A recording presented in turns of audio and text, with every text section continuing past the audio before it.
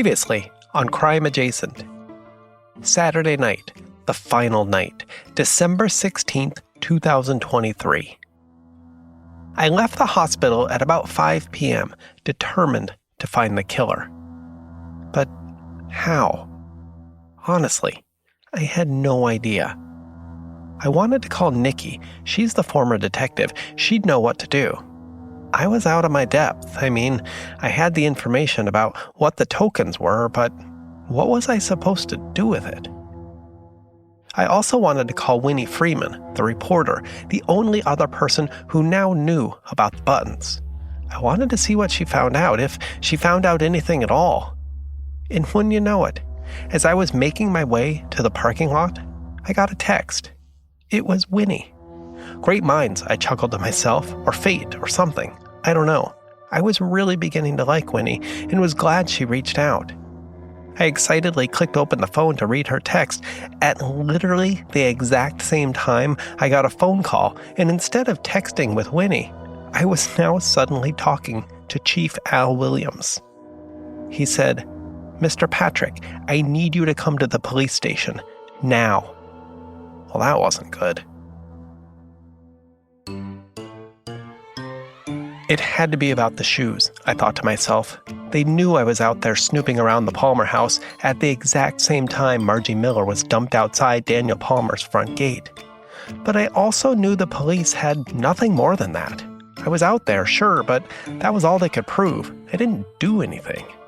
Still, I was curious, and honestly, didn't have much else to go on at that point, and so I agreed. We arranged a meeting in his office. I hung up and remembered the text from Winnie and smiled to myself. Winnie Freeman, Bulldog reporter. I wondered what she wanted, if maybe, perhaps she just wanted, to get together. My heart jumped when I opened the text.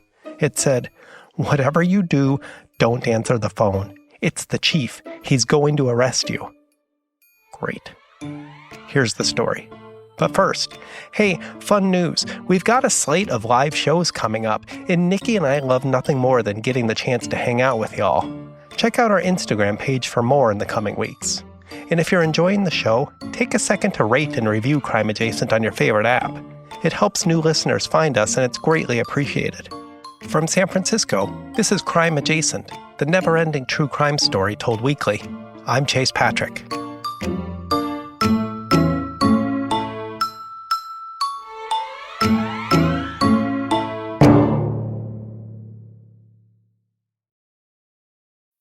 Earlier this year, in July 2025, video surveillance outside a vape shop in St. Augustine, Florida, captured something terrifying.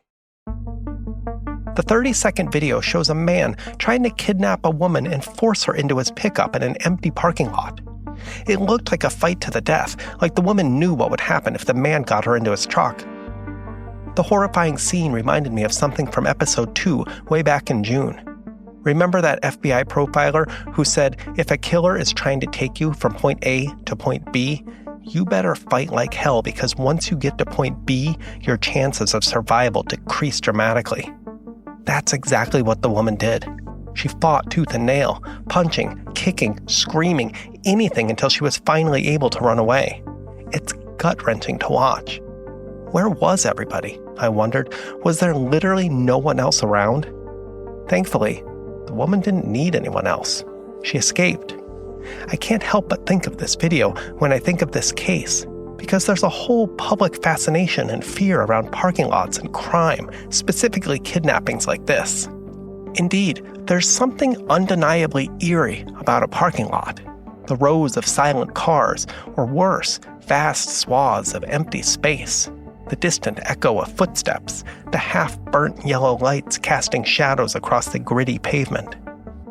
Parking lots are liminal spaces. They're designed for movement, for transitioning from the safety of cars to the safety of places. But for many, especially women, parking lots aren't just transitional spaces. They've become cultural touchstones of heightened fear. Indeed, parking lots have become gendered terrains. Just think of all the advice you've heard over the years, or perhaps this is all new to you. I certainly remember it as a young child. Remember exactly where you parked the car and walk a straight line. Keep your keys gripped between your fingers. Unlock the car so you can easily get in and lock the doors behind you. This isn't paranoia. It's a rational response to how crime and fear intersect with the design of space and the gender dynamics of violence. And yet, most fears aren't rooted in actual abduction statistics. Stranger kidnappings from parking lots are vanishingly rare, according to the Department of Justice crime statistics. Is what we fear the silence, the isolation, the imagined worst-case scenario? So the question becomes, if the threat isn't always real, why does it feel so real? Indeed, there's an entire fear industrial complex tapping into urban legends and rumors spread online until they have real, lasting consequences. The mayor of Baltimore warned in 2019 for residents to be on the lookout for white vans taking girls and women for sex trafficking or to harvest body parts, or why not, both. He said the stories were making the rounds on Facebook, while the police had to put out an actual statement saying no, it's not a thing. Don't listen to the mayor. These mysterious white vans have popped up everywhere. Google it yourself. They've supposedly been spotted in parking lots from Baltimore to New York to the UK. The thing is, the white vans, they're far from alone when it comes to parking lots and fear. There's the zip tie story. A woman comes out of Target or Walmart and notices a plastic zip tie looped around her passenger side door handle. According to the viral post she saw later, it's a mark used by sex traffickers, and she had just discovered the telltale sign that she was being targeted for sale. So many questions here, like, what do they do next? Follow her home? Take her immediately? Meet her next time at Chico's or the Blouse Barn? Why tip her off first with a zip tie? It doesn't make any sense. Why not just take her then and there instead of going through the motions of zip tying door handles? Then there's the $100 bill trick, a fake bill wedged under the windshield wiper, meant to distract just long enough for an abduction. No one you know has experienced it, but somehow everyone's heard it from a friend of a friend online. Or maybe it's the perfume scam. Someone in the parking lot offers a free sample, sprays it on your wrist, and within seconds, you're unconscious, waking up in a basement or not at all. Some versions say it was ether. Others claim it was laced with fentanyl. Then there's the baby crying myth. You hear an infant wailing in a car seat or in the bushes, and when you get closer to help, it's a recording. It was all a setup, and the next thing you know, you're gone. Every one of these stories has spread online, fast and wide. But even if they're not true, Snopes debunks each one. They're still sticky because they tap into what sociologist Barry Glassner labeled the culture of fear back in the 1990s. It's the idea that small rumors and tidbits of something true are amplified into social narratives that override our rational mind and cause moral panics based on boogeymen and fears, all of which result in extra policing or new laws or politicians ginning up these fears for votes. Why, I wonder, don't we just say, enough with it all? Because, well, sometimes crime like that actually does happen. Those fears do come true. Think back to the parking lot outside the vape store in Florida. You could see it with your own eyes. A man tried to force a woman into his truck. Yes, he first tried to rob the store, so he had other motivations, but still, he managed to get the woman out into the parking lot, where she was even more vulnerable. Then there's what happened in Ridgewood. On Saturday night, December 16th, 2023, the rest stop killer grabbed the last victim in a dimly lit parking lot, leaving behind two witnesses who never saw a thing. She walked back into my life as if she'd never left. She begged me to come back to the Half Moon Street. People were disappearing. People like me. I was a cop the last time I stepped into that place. Now I've fallen to the lowest rung on the most rickety ladder in the whole of Los Angeles. A supernatural horror is growing in the pit of this city. It's cut me off from my friends, marked me with an ancient sigil, and taken the only guy I've ever loved out of this world. That's why I'm going back to the Half Moon Street. I'm gonna find out who took those unfortunate souls, and above all, I'm gonna make it stop. Except there's more. What I need to...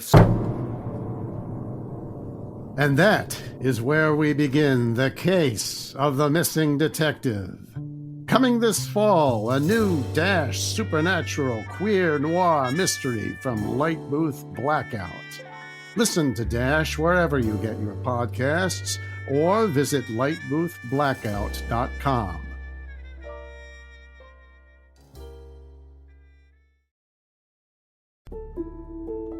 City Councilwoman B. Macy was born B. Johnson in Wheaton, Illinois, a quiet suburb with carefully mowed lawns, deep church roots, and an unspoken code. Keep your head down, keep your business private, and keep your differences buried deep. Sounds a lot like the Ridgewood I remember, to be honest. By the time she turned 17, B knew 3 things with absolute certainty. She loved politics, she loved women, and she could never tell her parents about either one. B enrolled at Northwestern, but like Len Macy, just a state away, she felt a calling for something more. Like Len, she too had heard the stories of hippies and the hate and the Golden Gate Park gatherings. She had heard about free love and wondered if they were talking about her. She dropped out of school in 1967 and hopped on a bus headed west. Just like Len Macy, she was called to San Francisco amidst the summer of love in the feeling that there was something better waiting for her out there. Like Len, she made her way to the Haight-Ashbury, bouncing between homes and jobs. At one point, she actually volunteered for the People's Temple. She could see the political pull of the leader, Jim Jones, and she wanted in. Within days, she wanted out. She rarely told this story because there was nothing special about what happened, just a sense telling her to get out before it was too late. She had the same vibes about Mitch Moon McDaniel and his promise of a free love commune in a valley just outside Ridgewood. But there was something deeper happening there for B. Moon sold her on the idea of growing their own food, of growing and selling lavender in farmers markets up and down the Bay Area, of forging a new life free from the confines and strict mores of a middle-class bourgeoisie society. Moon was an ex-psych major turned commune leader with big ideas about spiritual renewal, land healing, and freeing the self from capitalist expectations. Like a lot of men from that era, he believed in liberation for all, just as long as he was the one leading it.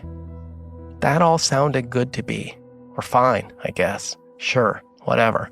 She wasn't really listening. All she knew was that Constance Bird was also out there, in the valley. Free love, no rules, no scrutiny or shame or stigma. She and Constance could be themselves, together. They met at a party in San Francisco and B fell in love. She would have followed Constance Bird anywhere. I know what you're thinking. Didn't B. Johnson marry Len and become B. Macy? Well, yes, it's complicated. Just like B would have followed Constance anywhere, Len would have followed B anywhere, and in fact did. It was B's idea to join Moon at his commune because Constance was going, but she confided to Len one day that she just didn't trust Moon. She wanted to be with Constance, but she had a feeling about Moon and his commune and his real plans. B firmly and gently let Len know that she had absolutely no intention of ever being with him. He wasn't her type. No man was. Listen, I don't know how to put this. I guess love is complicated. I was never able to actually interview Len. What I know about their story comes a little bit from B before she was taken, and then from Winnie and Detective Jones and Molly and Constance, who each seemed to know a little bit about their story. Len was in love with B was in love with Constance, and Len, I guess, agreed to also move to the valley just to stay close to B and to keep Moon from doing anything. Which, well, B was right. Moon did, in fact, try something. Before he sold the land to Len and fled to Mexico, Moon tried to do exactly what the Synanon cult in nearby Marshall was doing: dissolve relationships and force new ones. Moon tried to marry B, along with Constance and a few others. But Len stepped in and said B was actually his bride. B agreed. Anything to avoid Moon, who only listened to Len because of his sheer size and weight. At this point, the commune was really beginning to spiral. Constance had already fled the cult for Ridgewood in the dead of night. Bea wanted to do the same, but in the meantime, quote-unquote, married Len in a lakeside ceremony designed only to keep Moon away. Within weeks, however, Moon was gone, and Len and Bea were suddenly married and entirely alone in the valley, living together on the tiny plot of land Len had purchased from Moon. They lived as companions more than partners, both trying to figure out what they were going to do with their lives. Bea taught herself bookkeeping and got a job at Ridgewood City Hall, walking a few miles each day for the job. Len, always handy, started fixing up old homes and old cars for cheap out in the valley, before getting enough money to open his own tow yard out there. All this time, Bea was still enamored with Constance, while Len was still enamored with Bea. They were two Midwest kids pulled west with the promise of free love and something better, and now found themselves tethered to each other in a way. Len said he'd always be there. He knew they would never work out and couldn't work out, but he loved her. She loved him too, in a way, and they remained friends ever since. Right up until that Saturday night in December 2023. No one saw a thing. Bea Macy was there one moment and then bam, gone the next.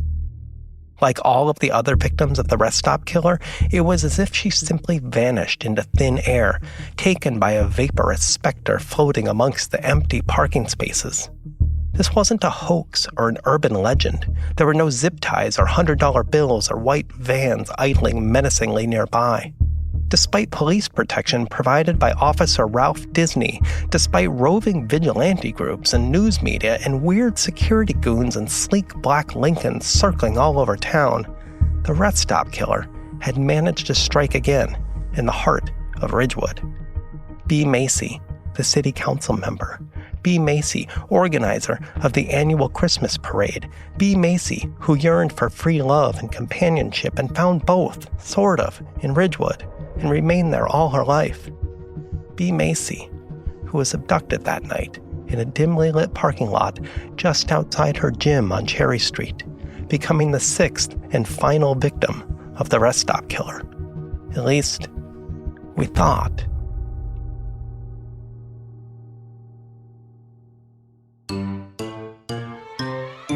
Next time on Crime Adjacent. I was in Chief Al Williams' office when the call came in. Winnie was there too, in fact. It turns out the chief wanted to see both of us. Somehow, he knew we had been told about the buttons. He implored us not to print anything or say anything at all to anyone, ever. He was freaked, truly. This is our one link tying all these murders together, he said. If we let that information slip, the killer could escape and we'd never know the full scope of his crimes. While we were promising him that we had no intention of publishing anything about these tokens at all, both Winnie and I had been sworn to secrecy until the killer was captured and the buttons found. The chief's radio began to squawk. "Chief," it began. Then there was a pause and a crackle. "Chief, 207. Another crackle. 207. Winnie's eyes widened. So did the chief's. I wondered why. What was the significance of 207? In the chief's cramped office, we all held our breath, waiting for more. "Chief, this is Disney." Another pause. "Chief, this is Disney. Bea Macy has been taken. 207. I repeat, 207. The councilwoman has been abducted." If you enjoyed these stories, leave a 5-star review on your favorite app, and I'll be sure to feature it on Instagram. They always make my day. Thanks for being here. Until next time, this is Chase Patrick from San Francisco with a reminder, stay tuned. You'll never unhear what happens next.